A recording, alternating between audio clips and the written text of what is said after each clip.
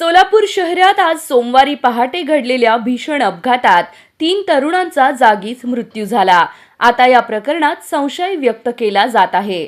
माझ्या भावाला जास्त मार लागलेला नाही, मग त्याचा मृत्यू कसा झाला, असा थेट सवाल मृत नागेश प्रकाश गवंडी वय 25 यांच्या बहिणीनं उपस्थित केला आहे।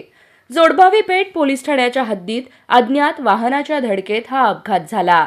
नागेश गवंडी राहणार राजेंद्र चौक, रोहन कोरे वय 24 आणि प्रज्वल चनशेट्टी राहणार शेळगी हे तिघे दुचाकीवरून घरी जात असताना अपघात झाल्याची प्राथमिक माहिती आहे।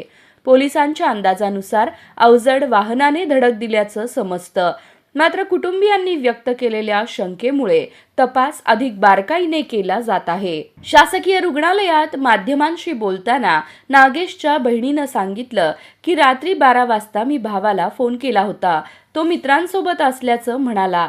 पहाटे 5च्या सुमारास पोलिसांचा फोन आला आणि रुग्णालयात बोलावलं, पण माझ्या भावाच्या अंगावर गंभीर मार दिसत नाही, मग त्याचा मृत्यू कसा झाला? या वक्तव्यामुळे अपघाताबाबत विविध प्रश्न उपस्थित होत आहेत।